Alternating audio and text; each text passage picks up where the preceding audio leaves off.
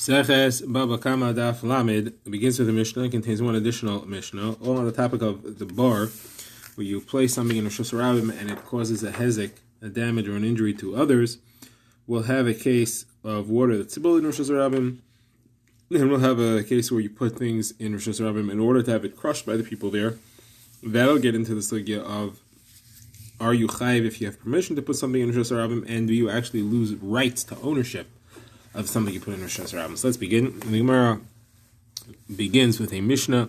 The Mishnah says a very similar halacha to what we saw in our last Mishnah. This Mishnah says if somebody pours water intentionally into Rosh Hashanah and it causes damage to someone else, obviously that person slipped on it somehow. So the person who spilled it there is chayiv to pay for the damage.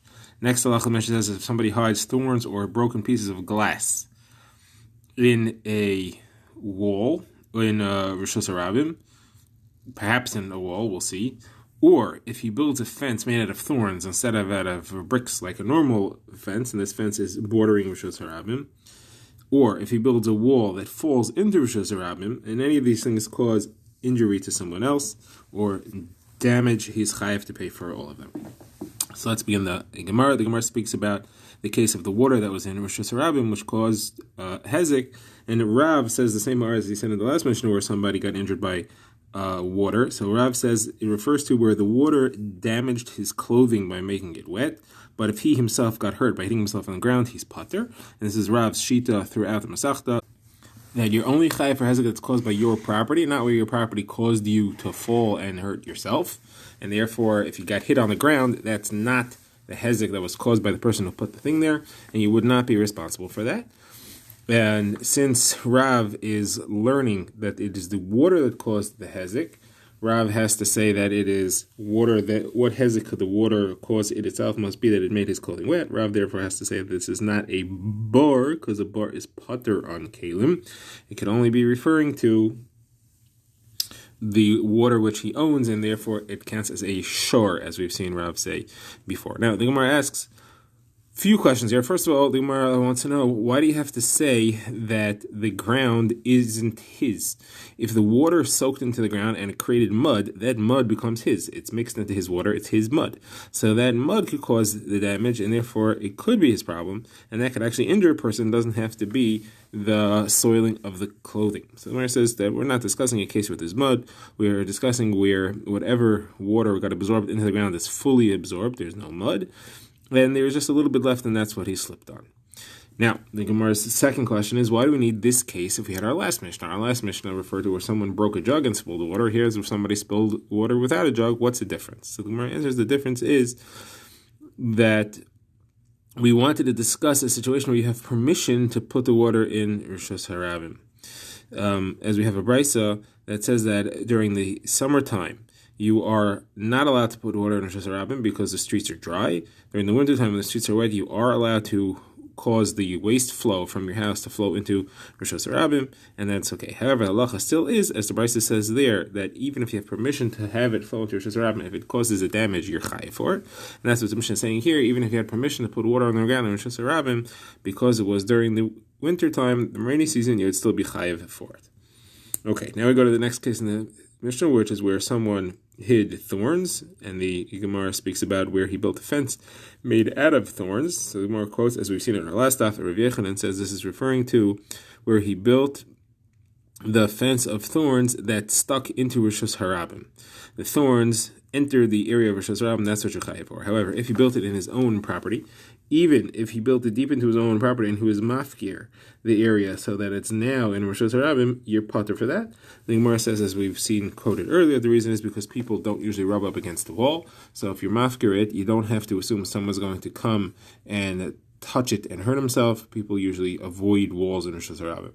Now, that being said, though, if you did build it so that it is literally in Rosh Hashanah, you are chayiv, because there you put a hezek in Rosh Hashanah. Even if it's not normal for people to do that, you did put a hezek in Rosh Hashanah, so you're chayiv for that. Now the Gemara quotes a brisa. What do you do with thorns? Or if you have thorns or glass, what are you supposed to do with it? So the brisa says that somebody who hides his thorns and his glass inside someone else's wall, and then the owner of that wall comes and he knocks down the wall, and now it's in Rosh Hashanah, and now the thorns and the glass are loose and they cause a hezek. So the Gemara says the person who put the thorns in the glass there, he's responsible for the damage of his thorns and his glass, even though he put it inside a wall. But now it's Rishus Harabim, he's responsible for the hezek that's caused by that. Says Rabbi that was only in a situation where he could have anticipated that the wall was going to fall, that it was a weak or a rickety wall, and could have easily fallen or been knocked down. However, if it was a healthy, strong wall, he's not chayav, because why should he think that it was going to end up in Rishus Harabim at any point? And the owner of the wall is the one who's chayav, because he caused it to be there. It's his issue. Says Ravina, you can compare this to another case and learn halacha there. What happens if somebody digs a hole in the ground and he covers it, or if he finds a hole in the ground and he covers it with a cover that belongs to someone else, and the owner of the cover comes and takes the cover away? So here it will be the same thing. The hole in the ground is like the thorns. The wall is like the cover. That was a situation, that was something which belongs to someone else, which is preventing the dangerous object from being in a situation of causing a damage. And if it was a weak wall, the person who put the thorns in the glass is responsible for the fact that it ends up in Rishus Harabim afterwards. Same thing would be if the guy takes away his lid, the owner of the bar is responsible for having an exposed bar afterwards, not the person who takes the lid away. Smar asks, what's the chiddush? It is exactly the same case. It should be the same thing. Smar says, no, you would have thought that it doesn't apply there, because in the case of the wall, you don't know, if you knock down your wall, you don't know who put thorns there. You don't know how to let him know that his thorns are there and that it's his responsibility.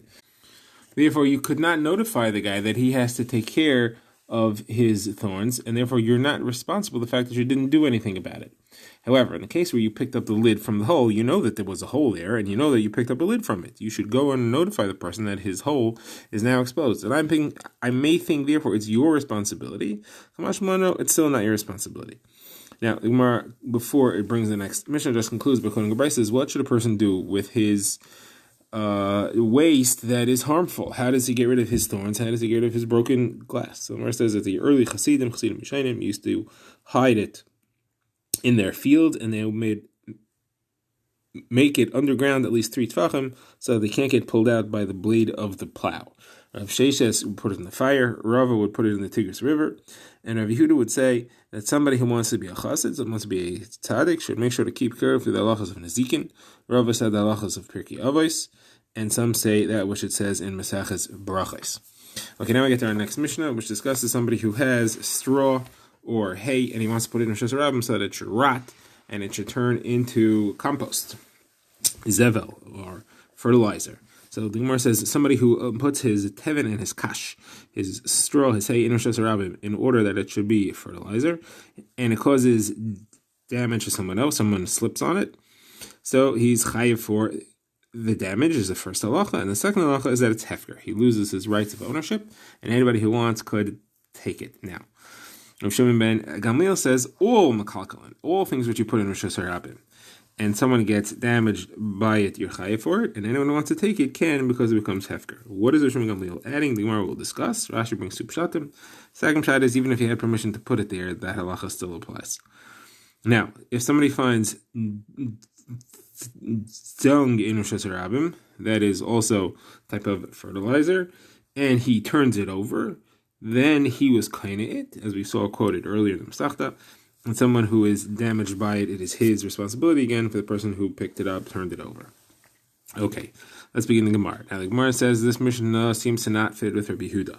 We have a brayso where Rabbi Yehuda says that you're allowed to put things in Rishus Harabim during the time when it's normal to put things there that it should turn into fertilizer. During composting season, it's normal because you want people to step on it, crush it, and help the fertilization process to go along. So Yehuda says that during that season, a person is allowed to put his zevel in Rishus Harabim, is allowed to leave it there for 30 days in order that it should get crushed by people and animals. And the reason that's mutter is because when Yehoshua was manchel Eretz Yisrael to the Shvatim, that was one of the conditions that he set up, that you're allowed to do that. So therefore, contribute that you're allowed to put it there b'rishus. So why should you be chayav for the hezek, and why should you lose ownership of it? So the Gemara answers a few answers. The Gemara says no. First of all, Rabbi Yehuda may say you're allowed to put it there, but you could still be responsible for damage caused by it, even if you're allowed to put it there. So the Gemara asks, but Rabbi Yehuda says that something you're allowed to put there, you're not chayav because of damage caused by that. We see that in a Mishnah, which we'll see later in the Masechta, that if somebody puts ner Chanukah, puts Chanukah candles outside his house, and a camel comes by with flax and it catches fire and it spreads the fire, B'kitzur, it causes a fire. So he's putter because he had permission to put it there. So you see, Rabbi Yehuda holds that if you have permission to put something there, you're not responsible for the damages that is caused by that. So how could you tell me here where Rabbi Yehuda says you have permission to put things in Rosh Hashanah to turn into Zevel, you're still responsible for it? So Gemara says no. Over there, it was permission of a mitzvah. That's not the same as permission, which is not a mitzvah. You have three levels. You have no permission. You have permission because the Beis Din allows it. It's a legal procedure. And then you have it's a mitzvah, where he says you putter for the damage. That's where it's a mitzvah. That's Ner Chanukah. Here, we're just talking about the middle level, and there, Rabbi Yehuda would agree that you are chayav. Gemara because the Brisa seems to support this. Rabbi Yehuda says Ner Chanukah, you're putter because it's a reshus mitzvah. Now, the Gemara asks, there is a Brisa that contradicts this. The Gemara quotes the Brisa that says all these things that you said you're allowed to put them in Makalkal Rishus Harabim.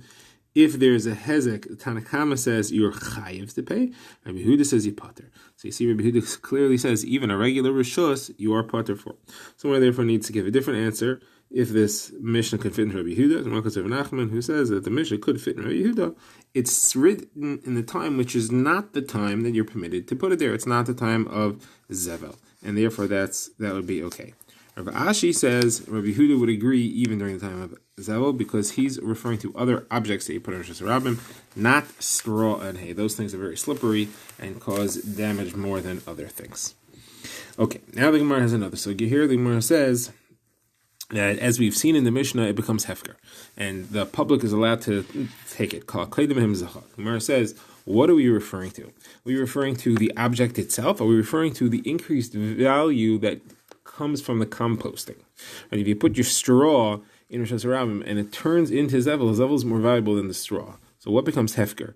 What you gained from being in Rosh Hashanah, you shouldn't have done that, and therefore you lose that value. Anybody could come and take that value, or even what you put in Rosh Hashanah, the straw itself, what we call the guf, also you lose. The Gemara's phrases for this are the guf, that's what you put there, what you owned before, or the shavach, the increase in value. Now, the Gemara says the machlokes is between Rav and Zivi. Rav says that you lose your rights to the guf also, and Zivi says not only the shavach, but the guf does not become hefker, and you retain that. Now, what is the machlokes over? Why should you lose the guf? So, Rav, because it's a knas. Because we don't want you to get the shevach, we don't want you to do this, therefore we knas you, and we take the guf away.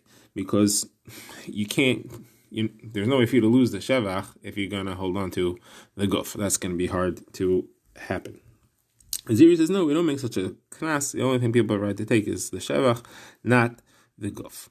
Now, the Gemara wants to bring a proof to this machlekes from our Mishnah, which had the case of the golol, the dung that someone found in Rosh Hashanah. Now, that does not increase in value. That's already fertilizer, and it stays fertilizer. So it's just the guf. Now, what's the halacha there? It says you're chai for the damages, and it does not say that it becomes hefker. Why not? Obviously, because the only thing that becomes hefker is shevach, and this doesn't have shevach. Someone says no. What we said in the beginning of the Mishnah becomes hefker. That's a general expression for the entire Mishnah, and that's why it wasn't repeated, but really it does become hefker, and that's how Rav would explain it. Someone says, but we have a Brisa commenting on this Mishnah that says the Isser of stealing applies to all of this. So if you're telling me that it becomes hefker, how could the Isser of stealing apply to it? So Gemara responds, the Brisa is commenting the entire Mishnah, and it's saying that the Isser of stealing applies to everything. In the beginning of the Mishnah, clearly it said that it's hefker. So how could you say that the Isser of stealing applies to its hefker? How are you going to explain it? Obviously, the explanation is that the Isser of stealing applies to it means that if it becomes hefker and someone else is kainit, now you can't steal from him. So it's just enforcing the fact that it became hefker. And that's really what we mean. And again, it becomes hefker, even though it's just the guf here. So the Gemara asks that there's a Mishnah that brings this, another version of this, and clearly says otherwise. It says somebody who places his straw and his hay in Rosh Hashanah in order for it to turn into zevel, and someone else gets damaged by it, he's chai for the hezek, and it becomes hefker. Anybody who takes it has rights to it, and it is permitted to steal, meaning it does not have an issur stealing, and that's referring to the fact that it becomes hefker. Then it says somebody who turns over the goal in Rosh Hashanah and it causes the damage, chayev, he's responsible for the damage, and now it's forbidden out of stealing. So you see clearly that it does not become hefker. No way to get out of that. Different than the first half of the Mishnah. And if it doesn't become hefker, the reason must be because there's no shevach. So obviously the guf doesn't become hefker. So this Rav Nachman answers, hold on a second. You're asking from the goal. The homachokes between Rav and Ziri was in a case where there is a shevach. Do you make a knas from the shevach to make the guf hefker as well? Here you're talking about something that has no shevach. So of course Rav would agree that the guf is not hefker. There is no shevach. Why should he make the guf be hefker as well? Now, the Gemara has a shaila that we ask on this. According to the opinion that you do make a knas of the guf because of the shevach, meaning the opinion of Rav, so when does that knas apply? When does the guf become hefker? Is it once it actually increases in value, or is it as soon as you put it there, we knas you right away for the guf becoming hefker? So the Gemara wants to prove an answer to this from the fact that we try to bring a proof from the case of the golol to the case of Rav. The golol, there is no shevach. So obviously Rav must have held that you knas the guf even if there is no shevach, meaning even before the shevach arrives. Otherwise, how could we ever compare the golol to Rav? So Gemara answers, what do you mean? That was exactly what Rav Nachman said. That was exactly why we rejected the proof. We said that you can't bring a proof from the golol because there is no shevach there. So therefore, that's the reason why there is no comparison. And once Rav Nachman answered that, then of course we don't have a proof from there anymore. And before Rav Nachman had said that, then we weren't making that distinction. So how could you bring a proof to this as to what Rav would have held? Okay, now the Gemara wants to say perhaps the machlokes between Rav and Zeiri is really machlokes Tanaim. The Gemara is going to quote two machlokes Tanaim and try to show that it lines up with them, and then to show that it actually does not. So first machlokes Tanaim is about a shtar that has ribbis. So someone lent or signed a contract to lend, let's say $100 with ribbis, so that person would have to pay $125. So there's a knas and he doesn't collect. So the question is, he doesn't collect the ribbis that we know. What about the original $100, the Karen? Can he collect that? So it's a machlokes, Rabbi Meir and Chachamim. Rabbi Meir says he cannot collect the original $100. The Chachamim say he could collect the original $100. So the Gemara said this should be just like the guf and the shavach in our case. And therefore Rav would be saying like Rabbi Meir, because you can't collect the guf, he would say you don't collect the original $100, the Karen, the principal of the loan. And Zeiri says like the Rabbanan, who would say that you do collect that. So the answer is no, they could each fit with the other one. Rav would say that I fit even according to the Rabbanan, and the Rabbanan would agree that in my case, even though they say that you could collect $100, they would agree that here we do knas and take away the guf. And the reason is because the Karen was mutter. You were allowed to lend that $100. Only the ribbis that's a problem. Here, you didn't have any right to put the guf itself in Rosh Hashanah. That itself was a violation, and that itself was what caused the damages. And therefore, the Rabbanan would agree that you lose that. Zeiri would say the opposite. Zeiri would say, even though I say that you do not knas the guf, you get to keep it, even Rabbi Meir, who says you do knas the Karen, would agree here you don't knas the guf. And that's because the Karen was part of the loan, was an Isser already. There's an Isser of Shuma. There's an Isser to even create a loan with ribbis on it. Therefore, he did an Isser. Here, to put the thing in Rosh Hashanah, it didn't do anything yet. It didn't actually cause any Isser. Okay, it may lead to an Isser, but it may lead to a Hezek, but it didn't cause any problem yet, and therefore Rabbi Meir would agree that you don't knas the guf here. Now, the second machlokes the Gemara wants to bring this from a brisa, which is very similar to our Mishnah, where we'd seen a machlokes between the Bava Kamma and Rav Shimon ben Gamliel. Somebody puts things in Rosh Hashanah. So the brisa says, so he puts his straw and his hay in Rosh Hashanah to create zevel, and it causes damages. So the Bava Kamma says he's chai for the damages. It becomes hefker and never takes it. It's his. However, there is an isser gezel on it. I'll explain what that means. Rav Shimon ben Gamliel says, makalkalin, you put it in Rosh Hashanah, it causes a hezek, you have to pay. They become hefker, and they are mutter mishum gezel. The says, how do you understand this? And Bava Kamma said that they become hefker, and then they said that the isser gezel applies. Isur mishum gezel. What does that mean? It must mean as follows.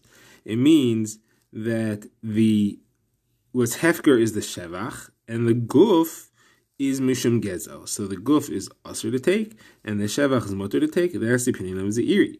Mishum Gamliel says that it's mutar and mishum gezel. Obviously, he means to say, like Rav, that even the guf itself becomes mutter. So the Gemara says Zeiri would for sure have to learn this is a machlokes tanaim. There's no way he could fit with Rav Shimon ben Gamliel, who says that it's mutter, the entire thing is mutar mishum gezel. He would say that you can't take that, there's no way out of that. However, Rav could say that even the Bava Kamma agrees with him.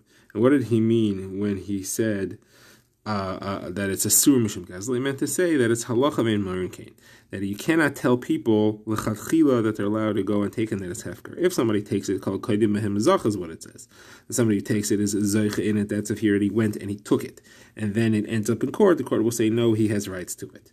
However, to go paskin that it's tar mishum gezel, that you won't do, and that Rav could agree to. Now. And that's what Rav Shimon ben Gamliel was arguing on. He was saying that it's mutar mishum gezel, it's halacha umayrin kain. So I think where it says Rav Huna says in Rav it's halacha ve'ein marin kain. Rav Ava says it's halacha umayrin kain. So I asked, is that true? But Rav Huna was mafkir his barley, his shelled barley, and Rav Adabar Ava was mafkir the slikusa, the pressed dates that people use to make beer. Somebody left these two things in Shus Harabim and they were mafkir them. It sounds like they were mafkir the chatchila.